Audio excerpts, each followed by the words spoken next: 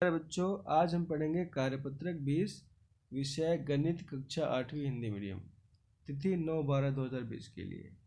आज हम प्रकाश परावर्तन के नियम और समतल दर्पणों में बनाने वाले प्रतिबिंब के लक्षणों के बारे में पढ़ेंगे। प्रकाश के परावर्तन के नियम। प्रकाश परावर्तन के नियम, इसके दो नियम हैं प्यारे बच्चों, 1 और 2। पहला नियम कहता है आपतन कोण सदैव परावर्तन कोण के बराबर होता है। प्यारे बच्चों देखो, ये आपतन कोण है I और ये है R, ठीक है। तो ये आपतन कोण और परावर्तन कोण हमेशा बराबर होगा, ये पहला नियम है। दूसरा नियम है प्यारे बच्चों, आपतित किरण आपतन बिंदु पर अविलंब तथा प्रवर्तित किरण, ये सभी एक ही तल में होते हैं। प्यारे बच्चों समझना, आपतित किरण देखो, ये आपतित किरण है, आपतन बिंदु ये आपतन बिंदु है, ठीक है। पर अभिलंब यानी आपतन बिंदु पर ये अभिलंब है, ठीक है।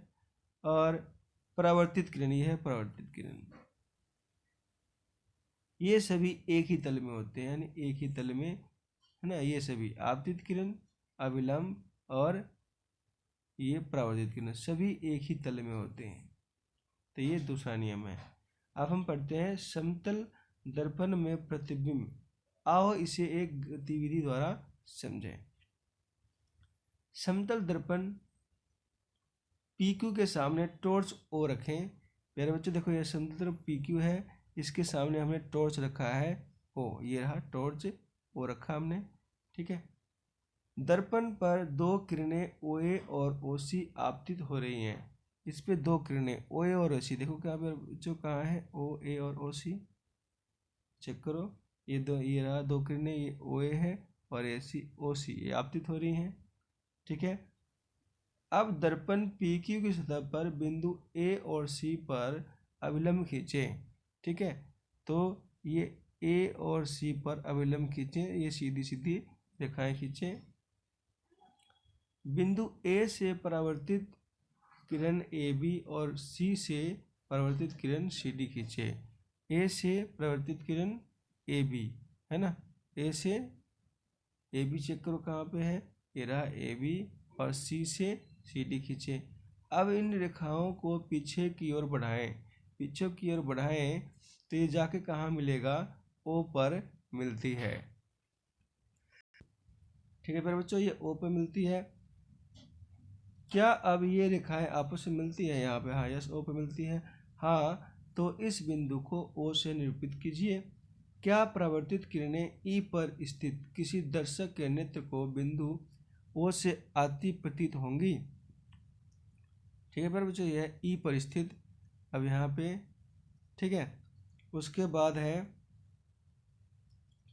क्योंकि परावर्तित किरणें वास्तव में O पर नहीं मिलती हैं बल्कि मिलती हुई प्रतीत होती हैं, इसलिए हम कह सकते हैं कि बिंदु O का आभासी प्रतिबिंब O पर बनता है। यानी ये O यानी ये क्या है पर बच्चों, ये O है, ठीक है, छोटा और ये बड़ा, ठीक है। अब हम समतल दर्पण द्वारा बनने वाले प्रतिबिंब के लक्षण पढ़ते हैं। ये 4 लक्षण है प्यारे बच्चों। यहाँ पे पहला लक्षण, प्रतिबिंब दर्पण के पीछे उतनी ही दूरी पर दिखाई देता है जितनी दूरी पर वस्तु दर्पण के सामने रखी होती है। मान लो दर्पण है, ये चित्र बना रखा है, ठीक है। अगर दर्पण के सामने 3 मीटर की दूरी पे है तो पीछे ये 3 मीटर की दूरी पे, टोटल 6 मीटर की दूरी पे दिखेगा। प्रतिबिंब सीधा और बिंब के आकार का होगा, यानी सीधा, यानी देखो ये 3 मीटर का प्रतिबिंब होगा, वस्तु होगी, बिंब होगी, तो उसका प्रतिबिंब भी 3 मीटर का ही होगा। नेक्स्ट है, प्रतिबिंब को पर्दे पर प्राप्त नहीं किया जा सकता, इसलिए इसको हम आभासी प्रतिबिंब बोलते हैं, आभासी प्रतिबिंब बनाता है। चौथा है, समतल दर्पण में वस्तु का दायां भाग प्रतिबिंब में बायां दिखाई देता है, जिसे पार्श्ववृत्त क्रमण कहते हैं। क्या आप समझ सकते हैं कि एम्बुलेंस शब्द को इस प्रकार क्यों लिखा जाता है। तो एम्बुलेंस शब्द को देखो इस प्रकार लिखा जाता है ताकि पीछे से गाड़ियाँ जो आ रही हैं उसको वो सीधा दिखे। अब हमारे पास क्वेश्चन 4 हैं, यहाँ पे 4 क्वेश्चन हैं, इन सभी क्वेश्चनों का आंसर करना है। पहला क्वेश्चन, समतल दर्पण द्वारा बनने वाले प्रतिबिंब के कोई 4 लक्षण लिखिए। तो 4 लक्षण प्यारे बच्चों ये रहा आपके पास, 1 2 3 4, ये चारों लक्षण आपको लिखना है। उसके बाद है सेकंड क्वेश्चन, पिंकी दर्पण में अपना प्रतिबिंब देख रही है, दर्पण और उसके प्रतिबिंब के बीच की दूरी, मान लो ये दर्पण है, ठीक है, यहाँ पे पिंकी है, पी फॉर पिंकी, इसके बीच की दूरी 4 मीटर की है, ठीक है, दर्पण और पिंकी के बीच की दूरी 4 मीटर है। यदि वह 1 मीटर दर्पण की ओर चलती है, देखो फिर दोबारा बना देता हूँ मैं, यहाँ पे पिंकी थी 4 मीटर की दूरी पे, 1 मीटर दर्पण की ओर चलती है, 1 मीटर चल दी, तब यहाँ से दर्पण के बीच की दूरी कितनी है प्यारे बच्चों, 3 मीटर, ठीक है। तो आपको बताना है प्रतिबिंब और पिंकी के बीच की दूरी, प्रतिबिंब 3 मीटर की दूरी पे खड़ी है वो दर्पण से, तो प्रतिबिंब भी 3 मीटर की दूरी पे पीछे बनेगा। तो टोटल दूरी क्या हो जाएगी प्यारे बच्चों, 6, तो इसका आंसर हो जाएगा 6 सेंटीमीटर है, मीटर में 6 मीटर इसका आंसर। नेक्स्ट क्वेश्चन है क्वेश्चन नंबर 3।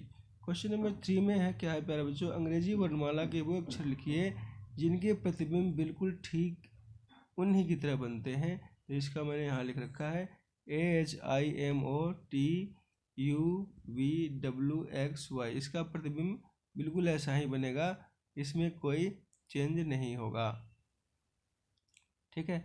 ये एम्बुलेंस में देख लो तुम, ठीक है, मैंने M लिख रखा है और A लिख रखा है, दोनों देखो इसका उल्टा या सीधा एक ही जैसा दिखेगा, A देखो, ठीक है। नेक्स्ट है क्वेश्चन नंबर 4। क्वेश्चन नंबर 4 में कहता है प्रतिबिंब जिसे पर्दे पर प्राप्त नहीं किया जा सकता वह आभासी प्रतिबिंब कहलाता है। और इसका बी पार्ट है, समतल दर्पण में वस्तु का दायां भाग प्रतिबिंब का बायां दिखाई देता है। लास्ट पॉइंट है, कोविड के संदर्भ में उचित संबंधी व्यवहार, कोविड-19 के विरुद्ध लड़ाई में सुरक्षित रहने के लिए मास्क पहने। तो प्यारे बच्चों, इस प्रकार हमारी वर्कशीट 20 विषय विज्ञान कक्षा 8वीं हिंदी मीडियम की कंप्लीट होती है। वीडियो देखने के लिए आपका बहुत बहुत धन्यवाद।